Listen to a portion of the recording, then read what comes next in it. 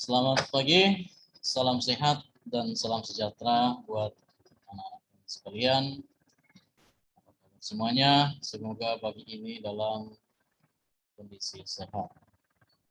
Baik, anak-anak Bapak semuanya, pada kesempatan ini kita akan kembali melanjutkan pembelajaran kita di materi yang pertama, ajaran baru di tahun 2021-2022.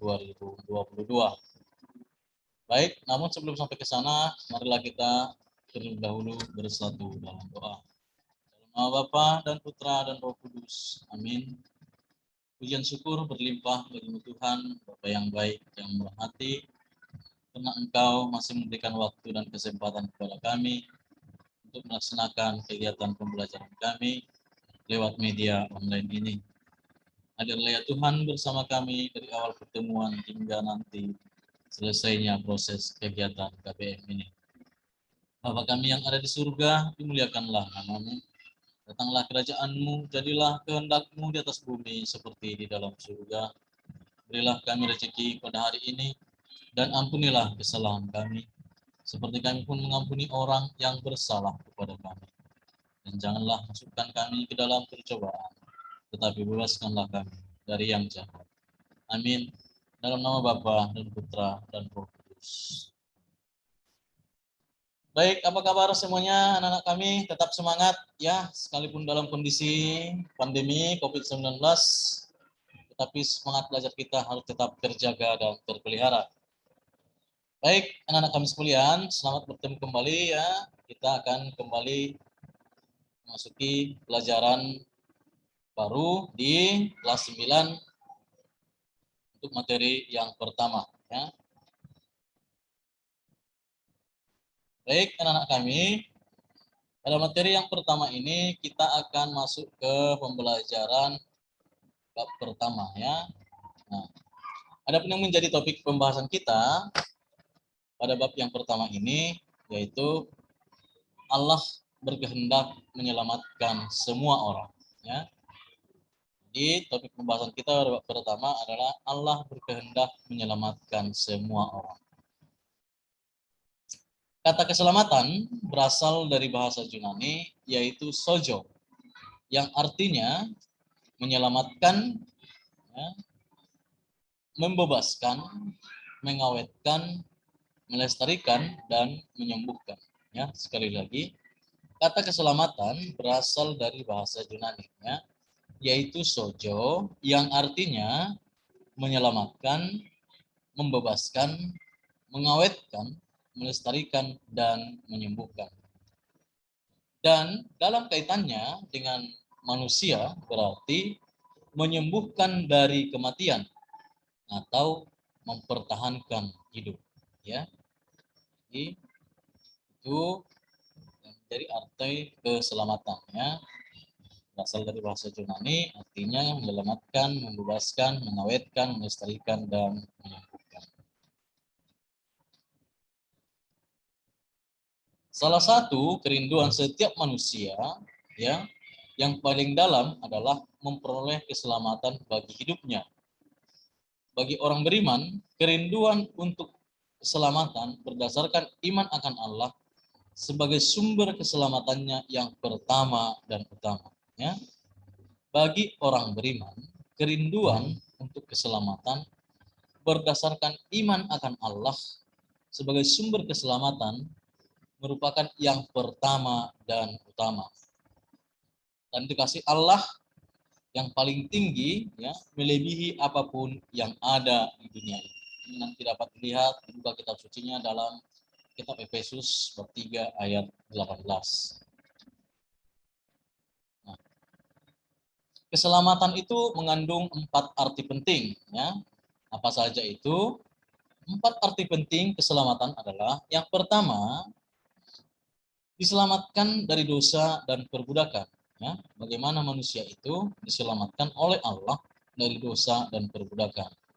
Nah, ini dapat kita lihat dalam kitab Roma bab 10 ayat 1 dan Kisah Para Rasul bab 7 ayat yang ke-25. Ya. Yang kedua, diselamatkan dari kehancuran dan penghinaan. Dapat dilihat nanti dalam kitab Ibrani 10 ayat 1.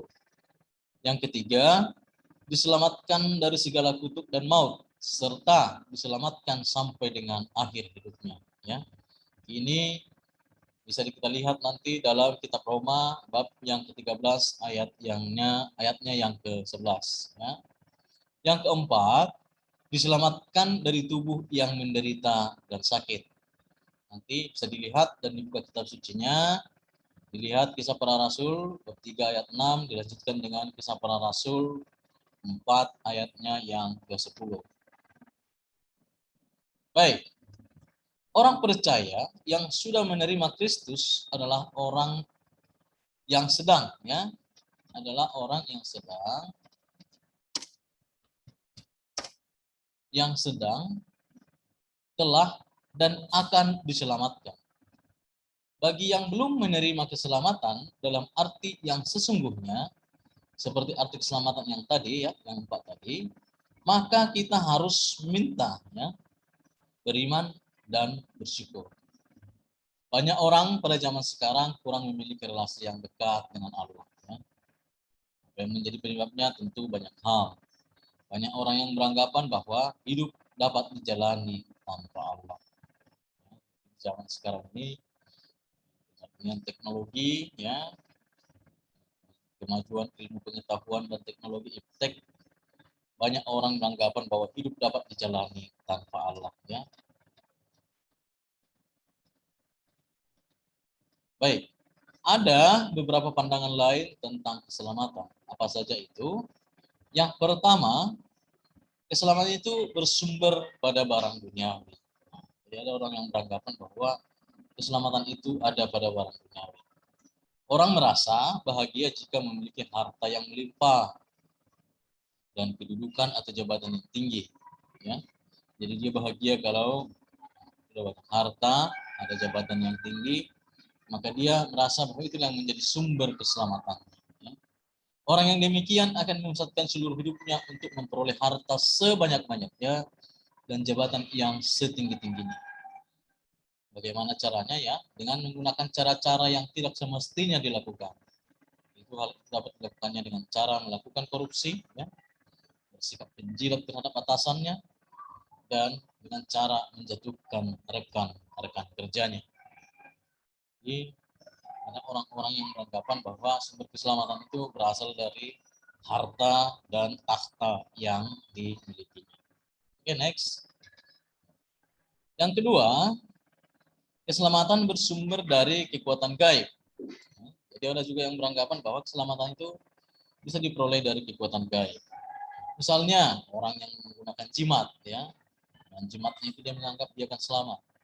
Benda keramat atau benda-benda pusaka, santet, dan kekuatan-kekuatan gaib. Ya. Itulah yang terjadi di masa-masa sekarang ini. Ya. Banyak tipe-tipe orang, bagaimana dia untuk menempatkan keselamatan itu pada dirinya. Ya. Yang ketiga, iptek sebagai sumber keselamatan. Ya. Jadi ada juga orang yang beranggapan bahwa kemajuan iptek di bidang kedokteran di zaman ini, ya, dan di bidang-bidang lain mampu membuat peralatan yang dapat memperpanjang hidup, bahkan bisa menghasilkan keturunan tanpa melalui perkawinan, ya, atau melalui hubungan seks suami istri. Jadi dengan kemajuan iptek, ya, maka orang bisa bersifat ateis, ya, tidak percaya kepada Allah, ya, tidak sungguh-sungguh mengimani Allah, karena dengan ilmu pengetahuan yang dimilikinya dia seolah-olah merasa bahwa Tuhan itu tidak diperlukan, ya, karena dengan iptek yang dimilikinya dia mampu membuat kehidupan yang baru, ya. Dia bisa membuat bayi tabung dan sebagainya, ya. Jadi dengan kemajuan teknologi ini bisa juga menyesatkan manusia jika dia tidak betul-betul memahami bahwa sumber keselamatan yang pertama dan utama itu adalah berasal dari Allah. Yang keempat, keselamatan atau kebahagiaan yang bersumber pada hiburan yang tidak sehat. Ya. Jadi ada juga orang yang merasa bahwa keselamatan itu bisa diperoleh dengan adanya hiburan-hiburan yang tidak sehat. Ya. Misalnya para pengguna narkoba dan obat-obatan terlarang. Mereka yang suka mengkonsumsi itu mereka merasa hidupnya tenang, terbebaskan dan terselamatkan. Ya. Padahal itu hanya membuat akan kerusakan pada diri mereka sendiri yang sifatnya hanya bersifat sementara, tetapi tidak dapat menyelesaikan persoalan hidupnya. Tanda keselamatan Allah yang paling nyata dan agung adalah kehadiran Yesus Kristus. Inilah yang menjadi inti pelajaran. Jadi tanda keselamatan Allah yang sebenarnya itu, yang paling nyata dan agung adalah kehadiran Yesus Kristus. Kehadiran Yesus Kristus ya menjadi perwujudan kehendak Allah untuk menyelamatkan manusia. Ya. Kehadiran Yesus Kristus menjadi perwujudan nyata kehadiran Allah untuk menyelamatkan manusia. Dapat kita lihat dalam Yohanes 3 ayat 16 ya. Karena begitu besar kasih Allah akan dunia ini sehingga Ia telah mengaruniakan anaknya yang tunggal Tuhan kita supaya setiap orang yang percaya kepadanya memperoleh hidup yang kekal. Ya. Jadi kehadiran Yesus menjadi penggenapan rencana keselamatan Allah bagi manusia. Beberapa contoh dalam kitab suci yang menunjukkan bahwa Allah menyelamatkan manusia. Nah, ini kita lihat yang pertama, Allah menyelamatkan manusia dengan menciptakan segala sesuatu. Ya. Jadi dengan segala ciptaannya, itu juga merupakan suatu karya yang dilakukan Allah untuk menyelamatkan manusia. Coba dilihat ya, dapat nanti dilihat dibandingkan dengan kitab Kejadian ayat 1 dengan 2. Ya, Kejadian 1 ayat 2.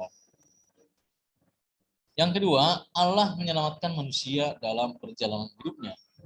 Jadi Allah memberikan keselamatan kepada manusia dalam perjalanan hidupnya, bagaimana ia mampu untuk melakukan perbaikan dan pertobatan di dalam hidupnya. Yang ketiga, Allah menyelamatkan manusia dengan menghadirkan sesama. Ya. Jadi lewat kehadiran sesama, baik itu teman, sahabat, tetangga, atau siapa saja, bisa menjadi sumber keselamatan yang diberikan Allah untuk menyelamatkan kita. Tanda keselamatan yang paling nyata dan agung adalah kehadiran Yesus Kristus. Ya. Ini sudah kita bicarakan tadi. Kehadiran Yesus Kristus menjadi perwujudan kehendak Allah untuk menyelamatkan manusia. Ya. Ada berbagai sarana bagi manusia untuk menghayatinya sebagai sumber keselamatan. Salah satunya adalah sakramen Ekaristi. Ya.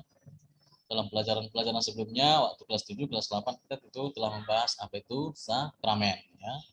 Sakramen adalah tanda atau sarana kehadiran Allah untuk menyelamatkan manusia. Nah, dengan mengikuti sakramen Ekaristi dan menerima tubuhnya, ya, tubuh Yesus, kita disatukan dan diselamatkan oleh Tuhan. Oleh karena itu, kita sebagai orang Katolik hendaknya merayakan sakramen Ekaristi dengan sungguh-sungguh. Ya. Pada saat melakukan perayaan Ekaristi supaya kita dapat melaksanakannya, menghayatinya dengan sungguh-sungguh. Selain itu, melalui doa, kita merasa dekat dengan Tuhan. Melalui bacaan kitab suci, kita makin mengenal dan memahami kehendak dan rencana keselamatan. Ya. Jadi dengan membaca kitab suci, kita akan semakin mengenal dan memahami kehendak Allah. Ada istilah yang mengatakan, ya, untuk mengenal Tuhan, maka harus mengenal kitab suci. Ya. Tidak mengenal kitab suci, berarti tidak mengenal Tuhan. Dengan cara demikian, maka kita menjadi sarana keselamatan bagi orang lain. Ya. Jadi jika kita sudah sungguh-sungguh mengenal dan memahami kehendak dan rencana Allah, maka kita akan menjadi sarana keselamatan bagi orang lain, ya, bagi sesama. Beberapa tanda cinta kasih Allah bagi keselamatan manusia, yaitu yang pertama adalah alam semesta yang luas dan indah, ya. Jadi lewat alam semesta yang luas dan indah yang diciptakan Tuhan, ini menjadi cinta kasih Allah yang besar kepada manusia. Ya. Dan dengan ini manusia diharapkan semakin mengenal akan Sang Penciptanya, dan dengan demikian dia akan memperoleh keselamatan karena dia mengenal Sang Penciptanya. Yang kedua, orang-orang di sekitar kita yang memiliki niat baik dan mau bekerja sama dalam membangun dunia atau menjadi sarana keselamatan bagi orang lain. Juga melalui orang-orang di sekitar kita yang mau membangun dunia menjadi sarana yang baik, ya, sarana keselamatan bagi sesama manusia.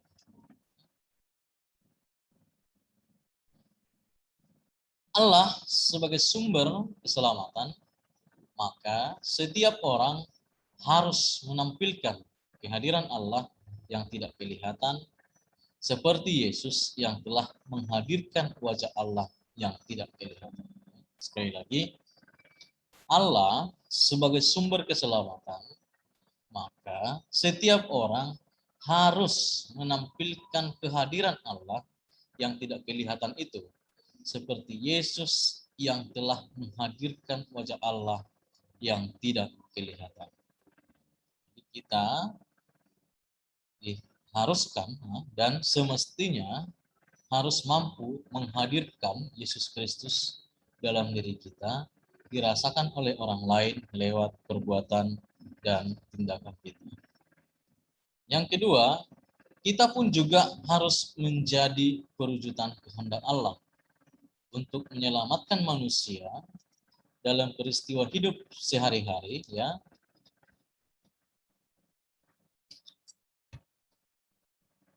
Seperti mencerdaskan kehidupan bangsa, memberi lapangan pekerjaan kepada sesama, menolong sesama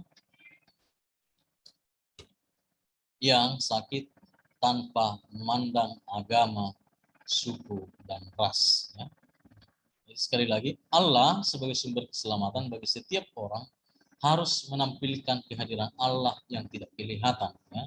Seperti Yesus yang telah menghadirkan wajah Allah yang tidak kelihatan.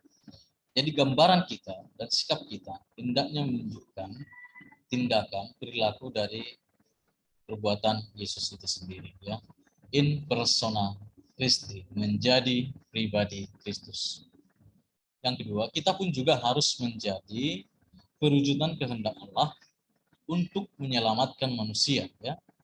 Kita harus menjadi perwujudan kehendak Allah untuk menyelamatkan manusia dalam peristiwa hidup sehari-hari. Nah, seperti mencerdaskan kehidupan bangsa, ya, memberi lapangan pekerjaan kepada sesama, menolong sesama yang sakit tanpa memandang agama, suku, dan ras. Nah, anak-anak kami sekalian, inilah yang menjadi pokok, ya, atau materi pembahasan kita pada hari ini, ya. Bagaimana Allah berkehendak untuk menyelamatkan semua orang, dan bagaimana juga kita mampu ikut ambil bagian dalam karya Tuhan tersebut, ya, ambil bagian sebagai sarana keselamatan. Nah, anak-anak kami sekalian, pada kesempatan yang baik ini materi yang bisa Bapak berikan, ya. Bapak berharap anak-anak Bapak dapat memahaminya dengan baik, ya, dipelajari di rumah semua, dan apa yang menjadi intisarinya silahkan diringkaskan nantinya, ya. Silahkan diringkas di buku catatan, dipelajari dengan baik, diambil inti-intisarinya. Nah, pada kesempatan ini yang menjadi materi kita. Segala kekurangan, ya, yang kurang berkenan, Bapak, nah, maaf. Nah, tidak henti-hentinya Bapak menganjurkan kepada anak kami, ya, supaya kita tetap mematuhi protokol kesehatan dengan menerapkan 5M. Kita paham, ya, kita mengetahui apa situasi yang terjadi sekarang, sehingga Aturannya pembelajaran kita sebenarnya bisa berlangsung di kelas tatap muka seperti tahun-tahun sebelumnya. Namun karena kondisi pandemi yang sampai saat ini belum bisa teratasi, maka pembelajaran kita pun harus dilaksanakan secara online. Nah, Bapak menghimbau kepada anak Bapak semua tetap patuhi protokol kesehatan, ya. Apa itu? Yaitu yang pertama kita harus memakai masker, ya. Pakai maskernya, cuci tangan dengan sabun atau sanitizer dengan menggunakan air yang mengalir, ya. Menjaga jarak satu dengan yang lain, menjauhi kerumunan, ya. Jangan pergi ke tempat yang ramai-ramai dulu, bisa menimbulkan kerumunan dan membatasi mobilitas, ya, mengurangi pergerakan. Mari kita berdoa bersama-sama kepada Tuhan. Semoga pandemi COVID-19 ini ya cepat selesai, cepat teratasi. Semoga Tuhan yang Maha Kuasa yang bisa mendengarkan doa-doa kita semua agar ini cepat berakhir dan kegiatan kita bisa berjalan normal kembali, ya. Sudah banyak dampak yang ditimbulkan dari pandemi ini, dari COVID ini, ya. Banyak orang yang sudah kehilangan keluarga, ya, kehilangan pekerjaan, terganggu di bidang ekonomi, kesehatan, hubungan komunikasi, dan lain-lain sebagainya, ya. Maka dengan kerendahan hati kita memohon kepada Tuhan, ya, supaya pandemi ini cepat berakhir, cepat segera teratasi, ya, sehingga aktivitas kita kembali bisa berjalan normal. Demikian anak Bapak yang baik, anak-anak Bapak yang hebat, pertemuan kita pada hari ini, ya. Semoga bermanfaat dan sampai berjumpa untuk pertemuan berikutnya. Tuhan Yesus memberkati kita semua. Shalom.